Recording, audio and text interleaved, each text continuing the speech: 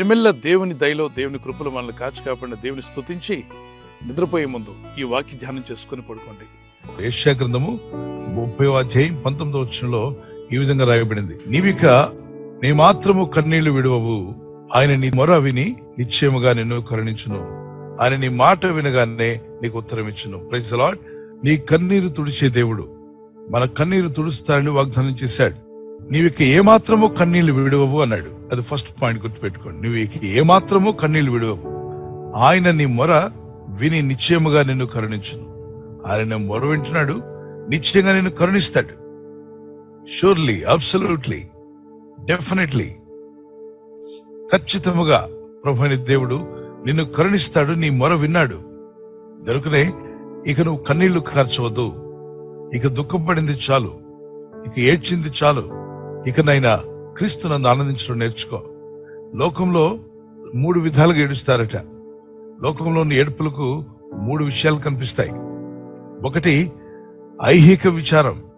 ఈ కుటుంబం ఈ యొక్క భూమి మీద ఉన్నప్పుడు అనేక మంది ఏడుపుల్లో మొదటి ఏడుపులు ఏంటంటే ఐహిక విచారం వల్ల ఏడుస్తారట.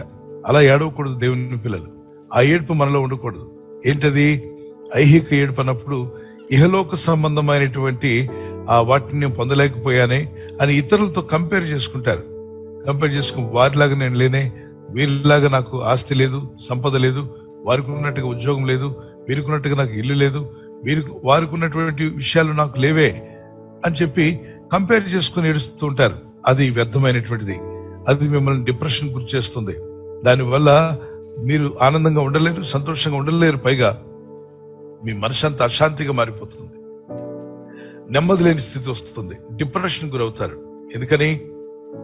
సూర్యుడు ఎప్పటికీ చంద్రుడు కాలేడు, చంద్రుడు ఎప్పటికీ సూర్యుడు కాలేడు.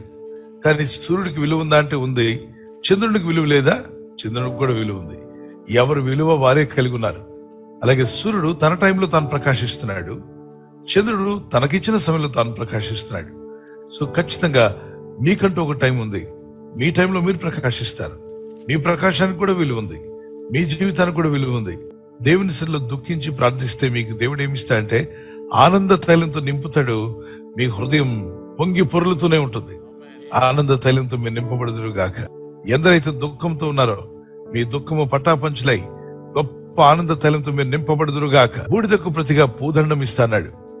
బూడిదేంటి, పూదండం ఏంటి? చూడండి, పూల దండ ఇస్తారు కదా, పూల దండ వేస్తూ ఉంటారు పెళ్లిళ్ళలో, లేకపోతే పెద్దవాళ్ళు ఎవరిని వచ్చినప్పుడు సన్మానిస్తున్నప్పుడు ఆ పూలతో అల్లినటువంటి దండ తీసుకొచ్చి మెడలో వేస్తారు. బూడిదైపోయింది నా జీవితం అంటున్నావా?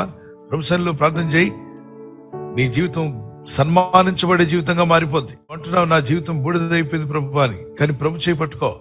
ప్రభువా, నా జీవితం నీ చేతిలో పెడుతున్నాను, నా కుటుంబాన్ని నీ చేతిలో ఉంచుతున్నానయ్యా, నీ సహాయం కావాలి, ఇదిగో నా పరిస్థితి విధంగా ఉందని మొరపెట్టి ప్రార్థించి కన్నీళ్లు గార్చినప్పుడు దేవుడు మీ జీవితాన్ని, బూడిదగా ఉన్న జీవితానికి పూదండం ఇస్తాడంట. హానర్, ఘనతను ఆయన నీకు లేనటువంటి ఘనతను దేవుడు ట్రై చేయబోతున్నాడు. దాని తర్వాత దుఃఖమునకు ప్రతిగా ఆనంద తైలము. దుఃఖంతో ఉన్నావు కానీ ఆనంద తైలాన్ని నీకు ఇవ్వాలని ప్రభు ఆశపడుతున్నాడు. నీ జీవితంలో దుఃఖం అంతా తీసివేయబడుతుంది. ఈ జీవిత పైన ఎన్నో సుడిగుండాలు వస్తూ ఉంటాయి, తప్పనిసరిగా నువ్వు జయిస్తావు. మరి అనేకమైన కెరటాలు ఎగిసి పడుతూ ఉంటాయి, వాటిని కూడా నువ్వు జయిస్తావు. తుఫానులు ఎదురవ్వచ్చు, వాటిని కూడా నువ్వు జయిస్తావు. కష్టాలు, బాధలు, ఇబ్బందులు ఎన్నన్నా కావచ్చు, అపవాది ఎన్ని తీసుకొచ్చినా వాటన్నిటిలో పై చెయ్యి నీదే కాబోతుంది. కారణం, పైన ఉన్న వాడి చేయి పట్టుకున్నావు కాబట్టి. ఈ వాగ్దానం అద్భుతమైనటువంటి మాట మీరు కూడా ధ్యానించండి. ఇక నుండి మీరు చేసే ప్రార్థనలకు త్వరలోనే జవాబులు రాబోతున్నాయి. నమ్మండి, ప్రార్థించండి. ఇక నువ్వు కన్నీళ్లు విడిచే అవసరం లేదు. ఇక మీరు కన్నీళ్లు కార్చాల్సిన అవసరం లేకుండా దేవుని అద్భుత ఆశ్చర్య కార్యాలు మీ జీవితంలో జరుగునుగా ప్రార్థన చేసుకుందాం. పరిశుద్ధమైన మా తండ్రి, నీ ప్రజలు ఎవరైతే ఈ వాక్య సందేశం విని ఉన్నారో నీ ప్రజలందరినీ దర్శించండి. వేదనను, మరైనా కష్ట బాధల నుండి విడిపిస్తాను వాగ్దానం చేశావు. నీ ప్రజలు కృంగిపోయిన వారిని లేవనెత్తానన్నావు ప్రభు. సమస్యలను వారికి బలాభివృద్ధినిస్తాన్నావు. కనికరం గల మా తండ్రి, మీ దయ, మీ ప్రేమ నీ ప్రజల మీద బలంగా దిగివచ్చును గాక.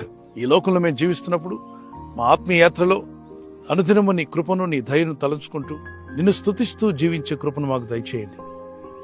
మీ రెక్కల చోటున మమ్మల్ని కాచి కాపాడారు, ఇక ముందు కూడా మమ్మల్ని కాపాడబోతున్నారు. ఈ రాత్రి నెమ్మదితో పండుకొని సురక్షితంగా కాపాడబడినట్లుగా నీ అగ్ని కంచి వేసి మమ్మల్ని కాపాడండి. మీ చిత్తములో కొనసాగే కృప మా అందరికీ దయచేయమని యేసుక్రీస్తు ప్రశస్త నామలో మీరందరికీ చక్కని నిద్ర దయచేసి తెల్లవారు లేచి కృపను మాకిమ్మని క్రీస్తు నామములో అడిగి వేడుకుంటున్నామా పరలోకపు తండ్రి. ఆమేన్. ఆమేన్. ఈ వాగ్దానం విని ఊరుకోవద్దు. వాగ్దానం విన్నాక ఆమెన్ చెప్పి ఇతరులందరికీ షేర్ చేయండి, లైక్ చేయండి. అలాగే సబ్స్క్రైబ్ చేయని వారందరూ సబ్స్క్రైబ్ చేయండి. ఈ దేవుని మాటలు అనేకులకు చేరవేయండి. Good night. God bless you. ఈ ఛానల్ను మీరు సబ్స్క్రైబ్ చేసుకొనుట వలన 2 పనులు జరుగుతున్నాయి. 1, బీదలకు, అనాథలకు ఈ ఛానల్ ద్వారా సహకారము అందించడం జరుగుచున్నది. 2, సువార్త జరుగుచున్నది, ఆత్మలు రక్షించబడుచున్నాయి.